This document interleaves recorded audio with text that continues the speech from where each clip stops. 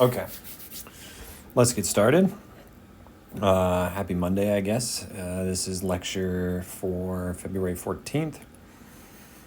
We are going to continue down our axial path, right? We started by looking at both determinate and indeterminate systems, axial systems, utilizing our force deformation relationships. So now we can figure out stresses and forces and deformations of different systems depending on if they're determinate or indeterminate. As you guys have worked through in the homework now, you guys have looked at all sorts of things with respect to limiting the force in an element based on the allowable stress, right? Remembering that the allowable stress is the failure stress, which we can consider it at anything, right? As engineers, we decide what that stress is. It might be the ultimate stress, right? The stress at which the material physically fails, or it might be the yield stress, which we could also consider a failure if, say, displacements were a consideration for the failure and we wanted to limit those displacements of our element. And so we've kind of gone through all of these different axial systems, and now you guys are experts at those. Well, there's one last axial consideration that we want to look at, and honestly, it's a type of effect in materials that works in not just axial directions, but in multiple directions, and it's thermal effects, right? And thermal effects as they relate to strain, right? Deformation. So what happens as we change the temperature of a material? How does it deform? Well, these are a couple pictures. One good example is a railroad line, right? We have got these very long stretches of railroad line, and granted, we can't fabricate or create this in a factory or a fabrication or a mill one rail, right? We couldn't install one continuous rail, so we have a series of rails. Well, these rails can be welded together or bolted together, and a lot of times they're bolted together, as you guys might see on railroad crossings, even here in Bozeman. Well, sometimes, right, we need to consider what's going to happen thermally with respect to the material. And so Bozeman, for instance, we have summer temperatures above 90, right, and winter temperatures below 20, below zero. Well, that's a pretty big range of temperatures. And so there could be very large swings and deformations, right, and strain associated with those temperatures. So this is a picture of a track that, put a wave in it. And so you imagine it got longer, right? And so it got longer. Well, you have this big, long axial system. Well, if it was curved in any way, right, it's going to then push that curve out or make it worse based on the increase in deformation. So, one example I have is, the CETs. You might be able to take a trip in your structures class where you pour concrete, depending on how COVID advances, be able to take a visit and a field trip to the Wholesome Cement plant out in Trident, which is not that far away from Bozeman. And over there they have a kiln. So it's a big rotational drum. So if you have this, right? So it's a big rotational drum. It's on a slant or an axis. They put in the raw materials at one end, and then they get out what we would call clinker, which is one of the materials with which we create cement powder with. This kiln has a big fire. It's either lit by coal dust or natural gas. They heat up this drum. This drum is hundreds of feet long. I think it's around 400 feet long or more. Okay. Well, as from heating and cooling this drum, so this drum is rotating.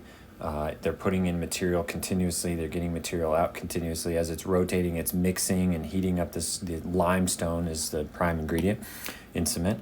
As it makes its way to the bottom, right, this is at an axis, so as it's rotating, the material is going to work its way down, come out the other side. So it's 400 feet. Well, as from heating that up, so from non-operation to operation, right, the 400 feet, it gets longer by 9 inches. Well, as you can imagine, that can create some pretty significant issues with respect to, one, we have to support this big drum. Not only we have to support it, well, we have to rotate it at the same time. And so they have a series of big rollers that support this drum as it's running down. And then obviously at one point they have a big gear here that's driven by a gear at the other end that then rotates the drum. Well, they have to accommodate this, right? 9 inches is a lot. So if they didn't accommodate this, things might fall apart. And so that's what we're going to talk about is how would we go about calculating this drum and its temperature and its change in length. So what's the definition of thermal strain? I guess before we do that, I would say in the text, we're going to want to look at sections 2.4 and 5.6 in the text. Okay. Well, the definition is when an object is heated or cooled, it expands or contracts, changing dimension, based on the material's coefficient of thermal expansion. So when an object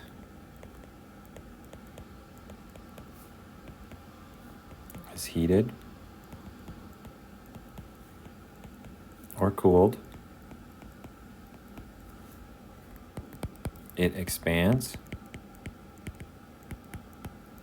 or contracts, changing dimension,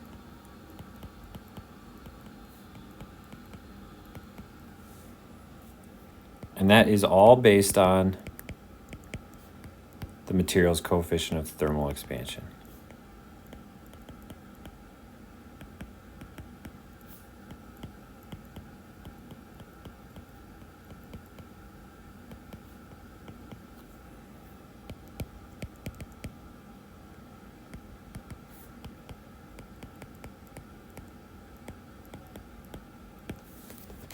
Okay. Well, isn't that nice? Very, very simple, very straightforward. Well, in a homogeneous material, right? A material in which it's the same throughout. So steel, aluminum, stainless steel, like all of the steel alloys, right? We assume that they're homogeneous and that the material properties are consistent throughout. So it's homogeneous. We have the strain in that material, or what we would call epsilon T, or the thermal strain, is equal to this coefficient of thermal expansion. We're going to call it alpha, merely times the change in temperature. Right? So alpha is our coefficient of thermal expansion.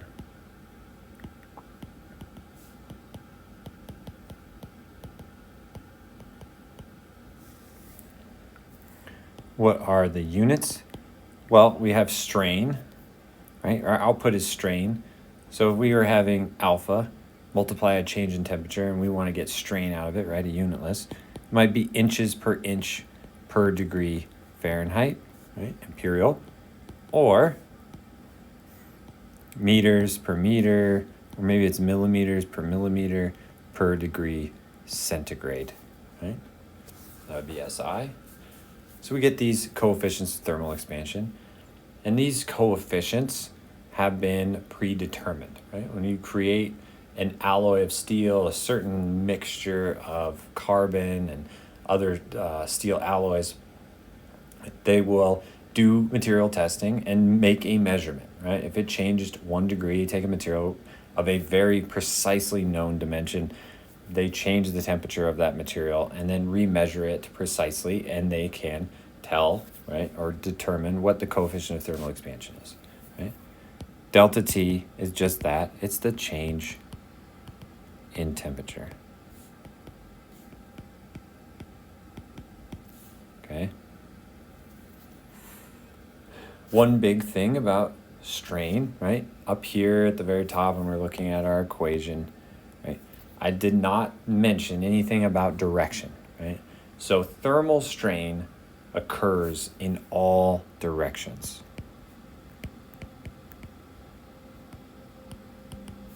Thermal strain occurs in all directions. Okay, all of them, right? So if you change the temperature, say you just had a block of steel, okay? If you change the temperature of that block of steel, it's not going to differentiate between the longitudinal, maybe it was a steel rod, right?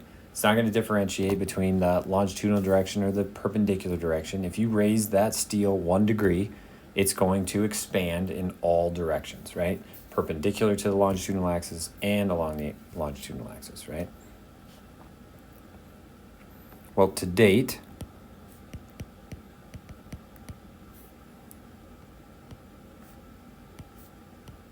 we've related our stress to strain, right? If we have strain, we want to be able to get to forces and stresses.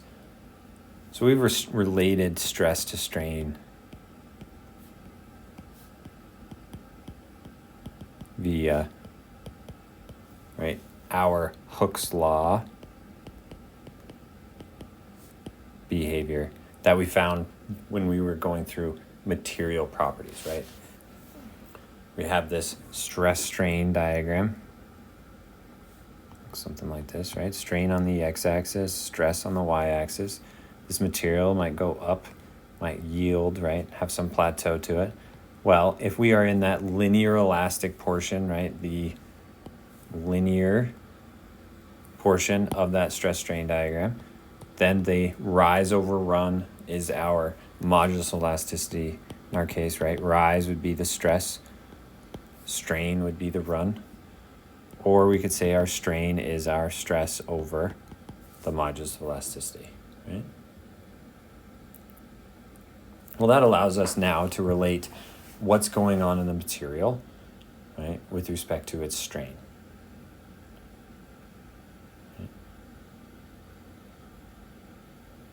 So, that being the case, right, this being, right, this is mechanical strain.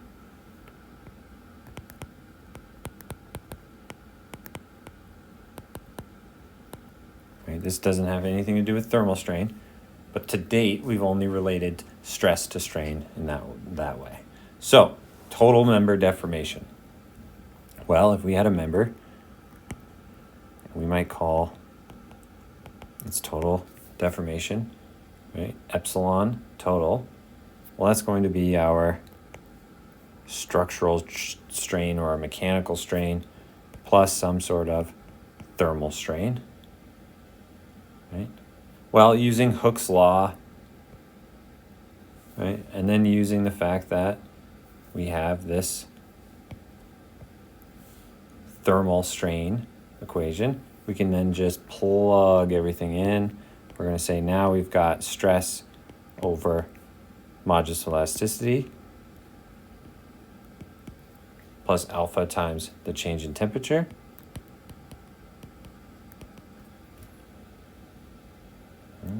Well, we also know from Hooke's law that stress is force over area, right? And strain is change in length over the original length.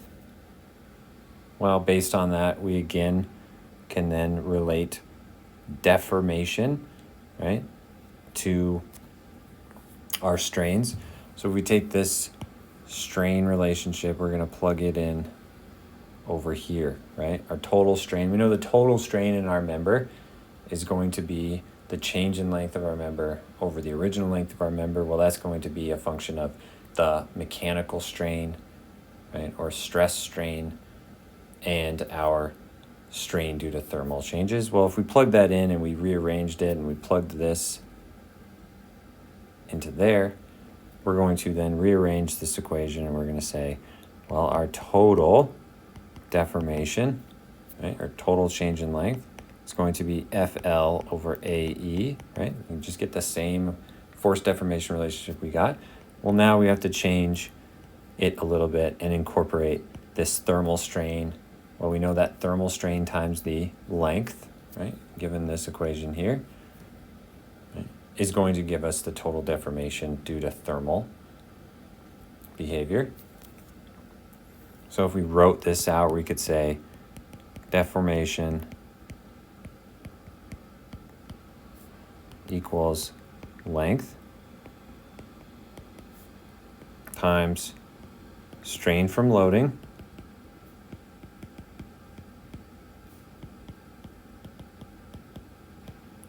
plus strain due to a change in temperature, right? And that's all that means, okay? Let's do an example to kind of apply these principles so we can figure out exactly what's going on, right? Get a grasp of it. So, an example, we have a 300 millimeter diameter aluminum rod, has a length of 2 meters. It forms a structural component on an airplane wing, right? Very common, using aluminum, lightweight, high strength. They are asking us for what is the change in diameter and length when the plane moves from a hot tarmac of 40 degrees centigrade to a high elevation and temperature of negative 30 degrees centigrade. The aluminum has a coefficient of thermal expansion of 13.1 times 10 to the negative 6 per degree centigrade. Okay. Obviously, very, very small number, 0.0000131 strain per degree centigrade. Okay. So what do they want us to find? Well, they want us to find the change in diameter, right? And they wanted to find the change in length, okay? Very common. Probably want to make sure that things maintain certain tolerances as they go from a hot tarmac up to a high elevation, okay? So what does the solution look like? Well, the solution looks like if we drew a diagram of our bar, might look something like this. We know that it's 2 meters long. We know that it's 300 millimeters in diameter. We know that the coefficient of thermal expansion is 13.1 times 10 to the negative 6th millimeters per millimeter per degree centigrade, right? Well, the change in temperature, right, is a time-dependent thing, right? We're going to go start somewhere and end somewhere else. And it's that final, right, temp final minus our temp initial, which is going to dictate, right, the direction of that change in temperature, right? If we started at a low temperature and went to a high temperature, we're going to have a positive change in temperature. If we're going from a high temperature to a low temperature, we're going to have a negative change in temperature. So if we start with our final temp, well, we're at some high elevation at negative 30 degrees, and we're going to go back, right, up to our initial temperature and subtract out our initial temperature at 40 degrees. So what does that mean? Well, we're at negative 70 degrees centigrade.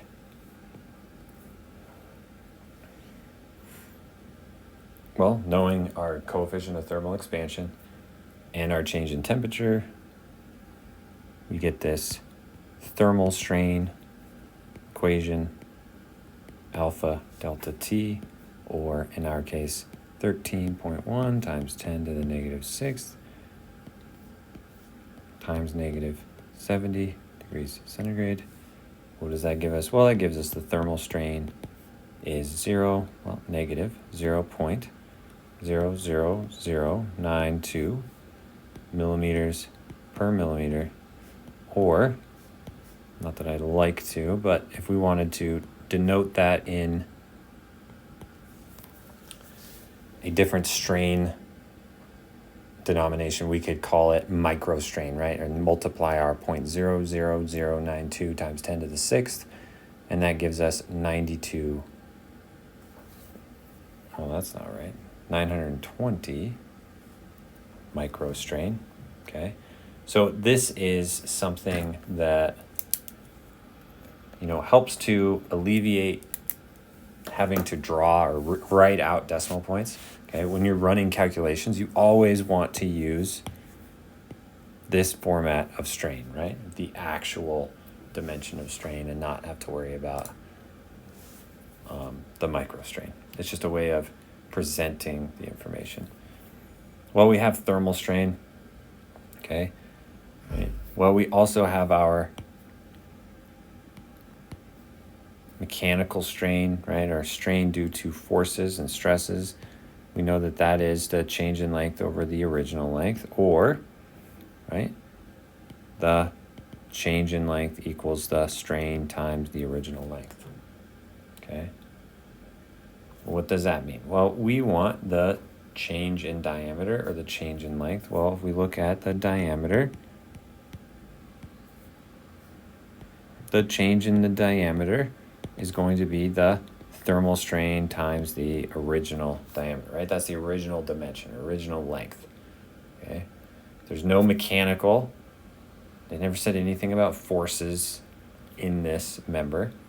It's literally just sitting there, right? Structural component probably does have forces, but they're just asking for the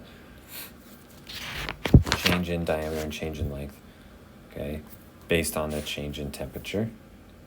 So we have this epsilon t d naught. Well, what is that? Let me just plug our stuff in. We got negative 9.2 times 10 to the negative fourth millimeters per millimeter times 300 millimeters.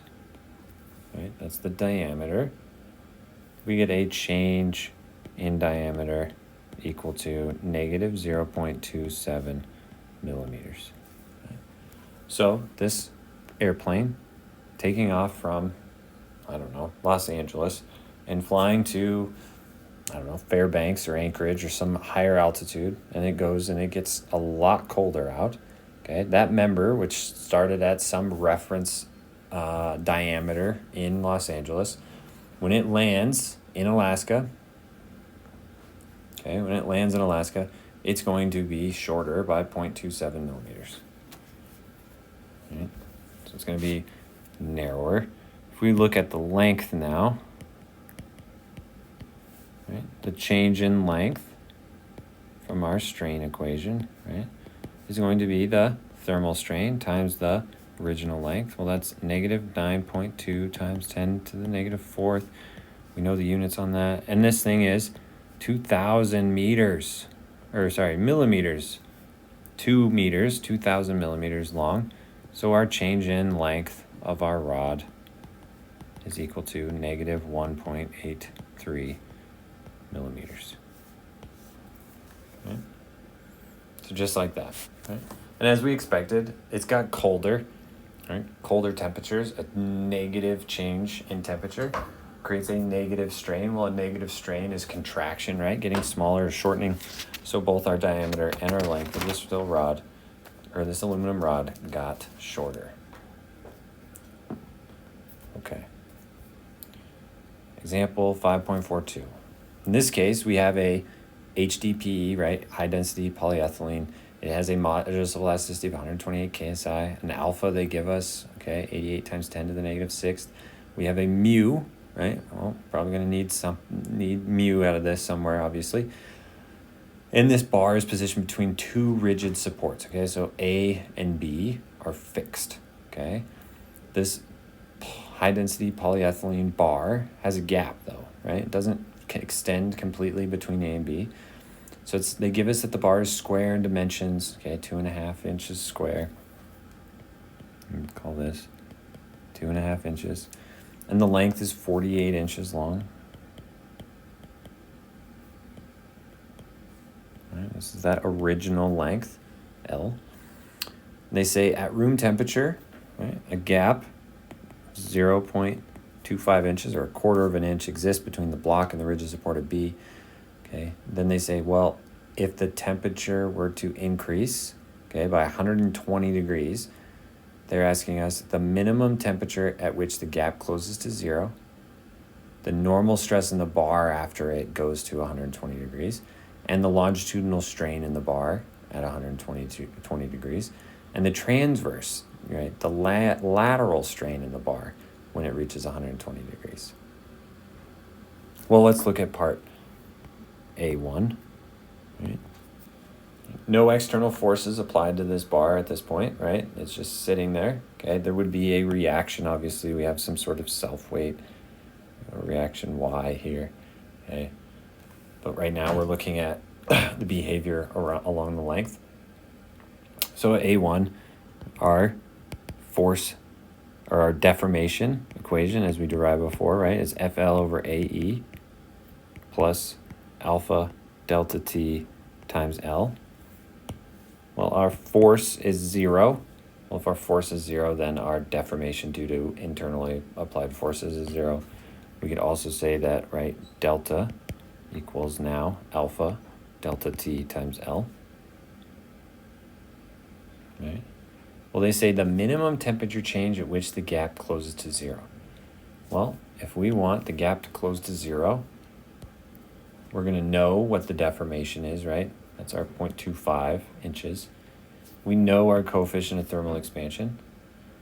We don't know the change in temperature, right? That's what they're wondering, is what is the change in temperature? You can imagine if we're trying to close that gap, we're actually trying to make the bar longer. If we're trying to make the bar longer, we need a positive strain. Well, that means we need a positive change in temperature. So we could probably figure that out, right? We know we have a positive delta T. And then we know the original length, right? 48 inches. Well, if we rearrange this equation, we could say delta T equals, right, the deformation of the bar divided by alpha times L. Well, what does that mean? Well, if we plug in our known values, 1/4 of an inch divided by 88 times 10 to the negative 6th times 48, and making sure everything's in consistent units, right? Inches for deformation, inches for the length of the bar. The other one is in terms of degrees Fahrenheit. So we can just plug and chug, get our change in temperature as 59.2 degrees Fahrenheit.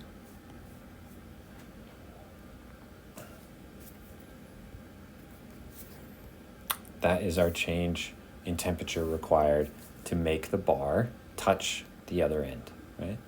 If we started at room temperature, right, with HDPE, we sat down out in a field or wherever we would need this HDPE bar, we decided to cut it to 48 inches.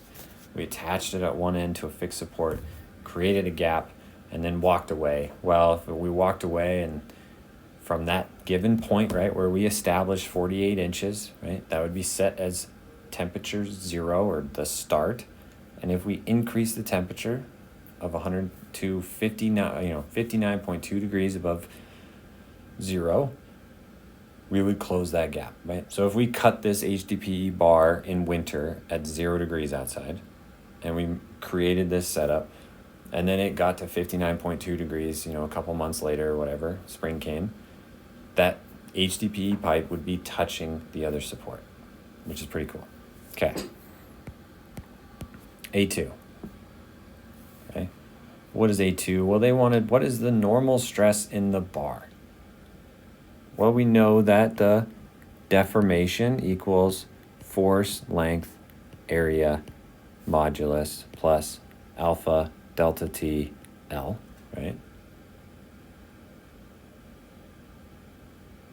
Well, if we look at this equation, right, they want the normal stress in the bar. Well, the stress is in here. It's just buried, right? We have stress equals force over area. So we can make that substitution. Let's make that now. So we got sigma. Delta equals sigma L over E plus alpha delta T times L. Right? Or if we want to now, we want the stress, right? Stress equals delta minus alpha delta T L all times modulus over the length.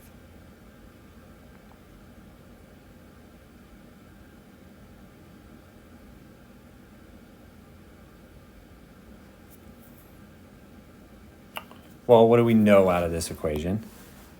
Well, if we step through it, right, they told us it was HDPE. They told us it was an E, right? A modulus velocity 128 KSI.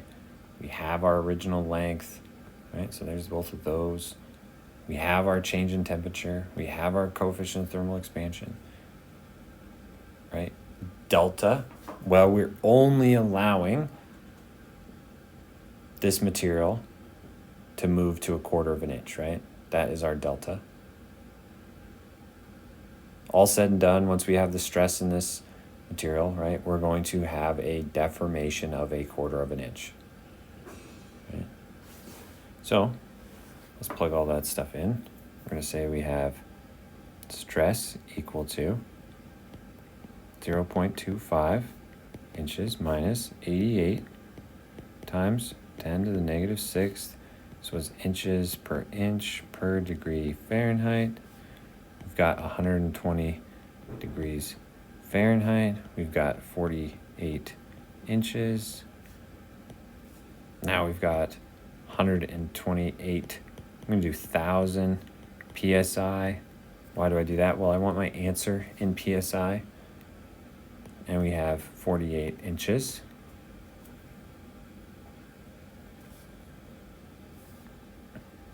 Stress equals negative 685 PSI. Or, right, we know that with our sign convention for stress, negative means we are in compression.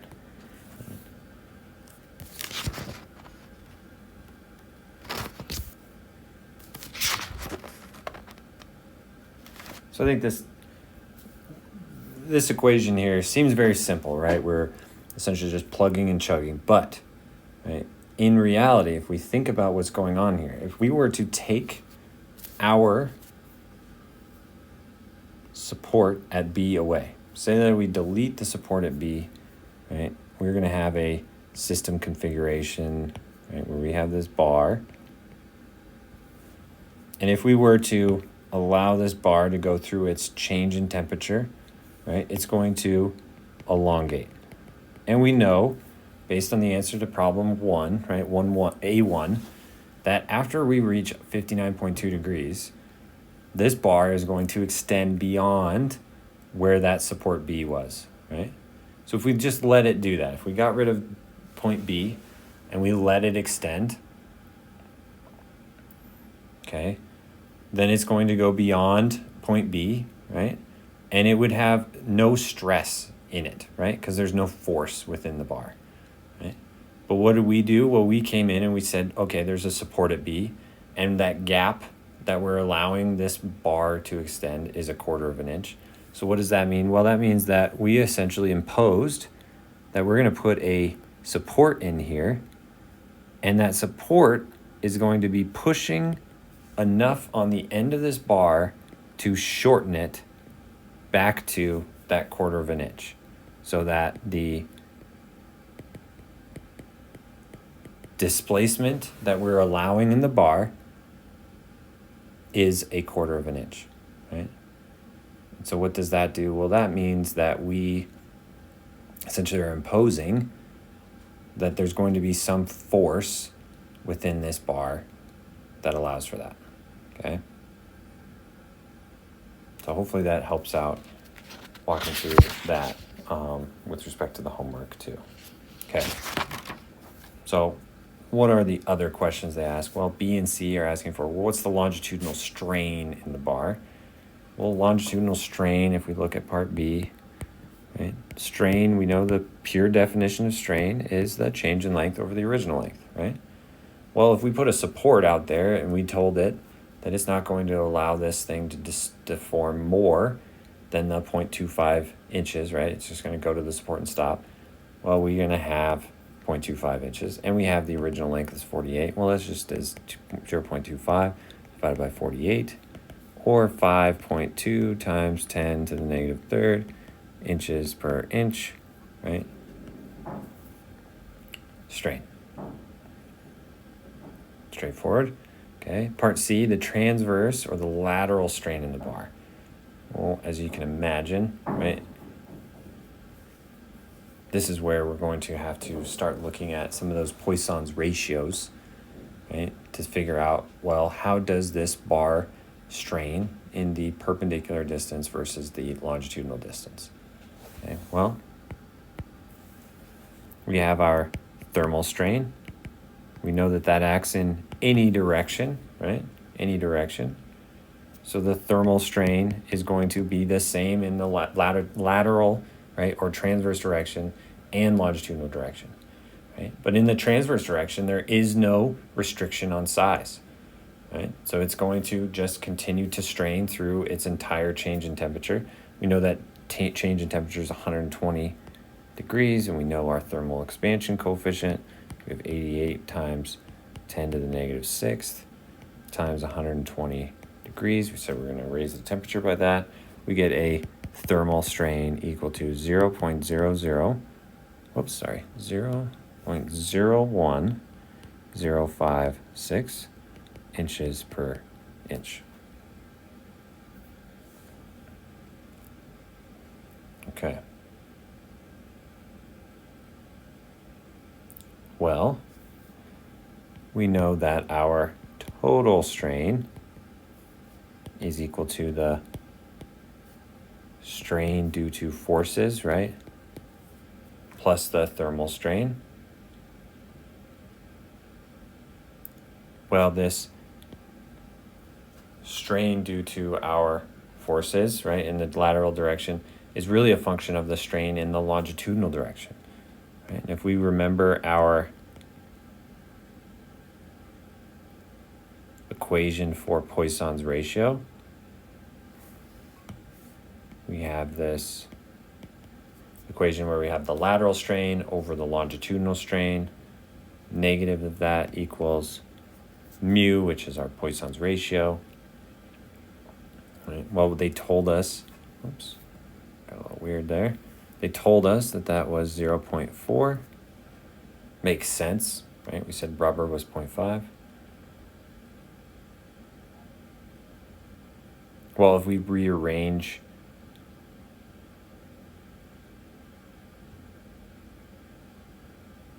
this, right, we can determine that, right, we need to know our longitudinal strain. We need to know our Poisson's ratio. We have that. And it's really our lateral strain due to the forces in the longitudinal direction that we're curious about, right? Because that's what we're going to be plugging in there. Well, if we have a linear elastic material, which we are dealing with, right, our longitudinal strain is really our stress over the modulus of elasticity, right? Due to Hooke's law. So if we do that, well, we know the stress in our bar was 685 psi in compression, so negative 685 psi. We have a modulus of elasticity they told us is 128,000 psi. Okay. What does that mean? Well, that means our longitudinal strain in this HDPE bar is 5.35 times 10 to the negative third inches per inch, right? Well, if we know the lateral strain, we know Poisson's ratio, we can determine the lateral strain. If we have the longitudinal strain, we know Poisson's ratio, we can figure out the lateral strain. The lateral strain is really, right, lateral equals negative Poisson's ratio times the longitudinal strain. What does that mean? Well, we have negative 0.4 times negative 5.35 times 10 to the negative third inches per inch. What does that mean? That means our lateral strain is 2.14 times 10 to the negative third inches per inch. And we can plug that back in. So now we get our total strain equal to the lateral strain plus the thermal strain, or 2.14 times 10 to the negative third plus 0.1056, or 0.0127 inches per inch.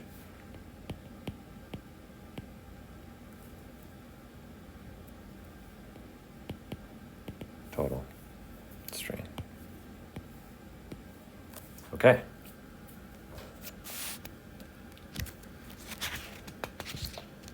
Hopefully that is clear. All right.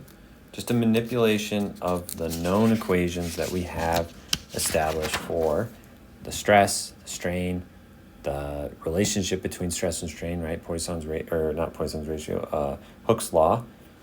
And then using Poisson's ratio, right, which relates lateral strain to longitudinal strain, right?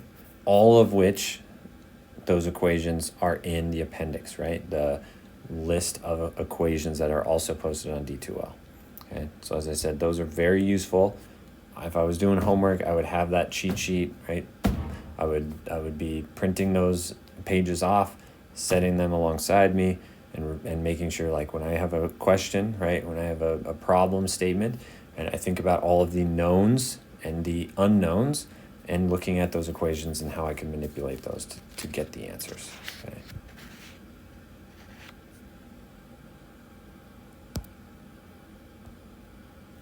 All right.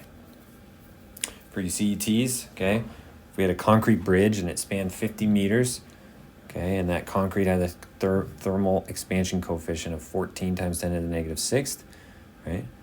They say it was determined, right, based on the location, that the extremes for the area range from negative 10 to 37 degrees centigrade. What distance must an expansion joint be to allow for the maximum thermal expansion? Right. This is highlighting the fact that, well, let's look at the equation, right? So they're asking for the distance, the expansion joint. Well, we're thinking about thermal properties, so thermal strain. So we know thermal strain, equation for thermal strain, is alpha times delta T.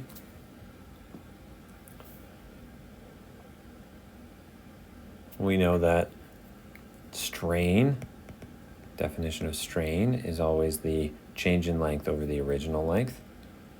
Right? Well, if we were looking at this problem with respect to this bridge, right, delta T really is, as we've mentioned, the final temperature minus the initial temperature. Well, if we were looking at this as from a designer sense, right, it all comes down to, if it was a concrete bridge and it was cast at 0 degrees centigrade, for instance, okay, which is probably not common because that's freezing temperatures. It might be up in like the 20s. 20s would be ideal, right? If it's in the 20 degrees centigrade, our final to initial temperature is going to change, right? Because our initial temperature is whatever temperature we cast the concrete at, right? It came as a plastic material. It was liquid almost. We cast it, and then once it gets hard, right, and cures, okay, goes through the process of hydration for concrete, and it then has marked its starting point, okay? If we want to be conservative as engineers, we're going to take the largest delta T that's possible. So for instance, if we wanted to say that the initial temperature with which we cast our concrete was negative 10 degrees centigrade, and we were going to allow it to fully change the full range of weather extremes, right? That would give us our largest delta T. That might be the most conservative approach. So I'm going to take that approach. I'm going to say, okay, alpha is 14 times 10 to the negative sixth. Our final temperature, I'm going to say it's 37 minus a negative 10, right? But also thinking like from an expansion joint characteristics, right? Expansion joint is essentially the gap that you guys see when you cross interstate bridges all the time in your car, right? The little bumps that you jump over, right? They're usually filled with some sort of expandable material, okay? Well, as the temperature of the bridge increases and decreases, you can't have a bridge, say, buckling, right? Or inducing axial stress into that bridge. So they put these gaps. So if you cast this bridge at a very high temperature, say it was at the maximum of 37 degrees centigrade, well, if it's only going to go from 37 centigrade down to negative 10, right, that delta T is going to be negative. Well, if it's negative, our strain is negative. If strain is negative, our change in deformation is negative. So that bridge is only going to get shorter. In that case, an expansion joint really isn't going to do you as much, right? You would probably need a contraction joint or something that would maintain a coverage in that gap as that bridge got shorter, all right? But in this case, if we started at a very low temperature and let the bridge increase in temperature, we would need an expansion joint, right? Allowing that bridge to expand. So our final temperature is 37 degrees and our initial temperature is 10 below. So we got a thermal strain of 6.58 times 10 to the negative fourth, okay? Meters per meter, or whatever that might be. So we know deformation is our strain times our length. Well, that is 6.58 times 10 to the negative fourth. Well, our original length is 50 meters, right? Well, multiplied by strain, our change in length or a required expansion joint is 33 millimeters, right? 25.4 millimeters per inch. So you're talking a little over, right? Maybe close to 1.5 inches, a little shy. Okay, 1.25 inches. So as a designer, I would want to make sure that the abutments that I cast or created at both sides had a level of additional gap in it to accommodate this increase. Okay, with that, I am going to stop and stay tuned for the next lecture.